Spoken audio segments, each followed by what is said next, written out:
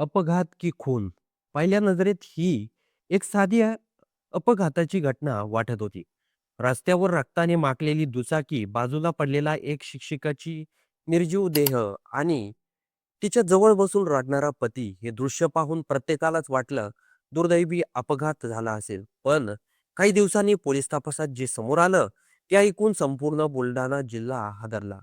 बुलढाणा जिल्ह्यातील संग्रामपूर तालुक्यात पेसोडा फाट्यावरील झालेल्या अपघातात शिक्षिका वैशाली गावडे याचा मृत्यू झाला.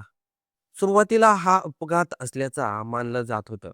मात्र पोलिसांच्या तपासात हा अपघात नसून नियोजनबद्ध खून असल्याचं समोर आलं. पत्नीच्या हत्येसाठीच पतीनं सुपारी दिल्याचा धक्कादायक प्रकार उघड झाला. ही घटना संग्रामपूर तालुक्यातील पातोर्डा गावातील आहे. वैशाली गावडे या जळगाव जामोद तालुक्यातील पिंपळगाव काळे येथील जिल्हा परिषद शाळेत शिक्षिका म्हणून कार्यरत होत्या.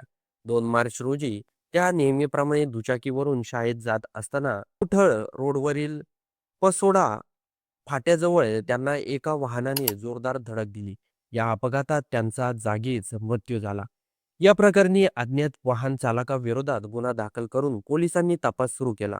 मात्र काही दिवसातच परिसरात वेगळी चर्चा सुरू झाली. हा अपघात नसून घातपात असल्याचा संशय व्यक्त केला. विशेषतः वैशाली यांच्या माहेरच्या लोकांनीही या घटनेबाबत संशय व्यक्त केला. यानंतर पोलिसांनी तपासाची दिशा बदलली. घटनास्थळाजवळील सीसीटीव्ही फुटेज तसंच गोपनीय माहितीदाराच्या मदतीने तपास सुरू झाला.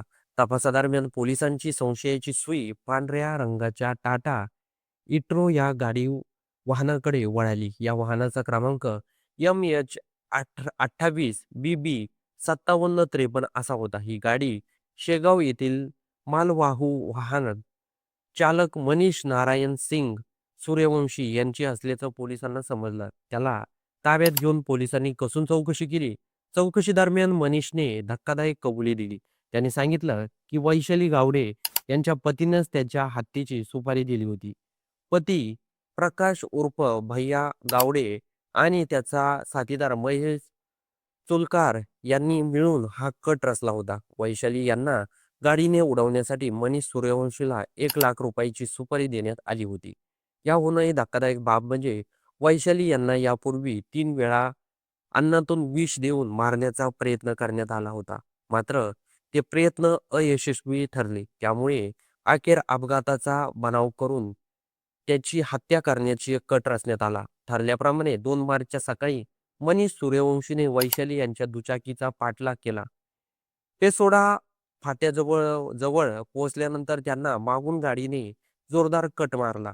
या धडकेत वैशाली गावडे रस्त्यावर कोसळल्या आणि त्या जागीच त्यांचा मृत्यू झाला. या घटनेनंतर आरोपी पती प्रकाश गावडे घटनास्थळी पोहोचला आणि पत्नीच्या मृतदेहाजवळ बसून मोठ्या मोठ्याने रडू लागला. त्यामुळे सुरुवातीला अनेकांना हा खरोखरच अपघात असल्याचं वाटलं. मात्र पोलिसांच्या तपासात हा संपूर्ण कट उघडकीस आला. पती प्रकाश गावडे आणि सुपारी घेणारा चालक मनीष सूर्यवंशी यांना पोलिसांनी अटक केली आहे. या प्रकरणाचा पुढील तपास पोलिसांकडून सुरू आहे. एक साधा अपघात वाटणाऱ्या घटनेमागे इतका भयानक कट दडलेला असेल याची कल्पनाही कोणाला नव्हती. पत्नीच्या मृतदेहाजवळ बसून रडणारा पतीच तिच्या हत्येचा सूत्रधार निघाल्याने संपूर्ण परिसरात एकच खळबळ उडाली आहे. तर मंडळी, या प्रकरणाबद्दल आपलं काही मत असेल तर ते कमेंट बॉक्समध्ये नोंदवायला विसरू नका.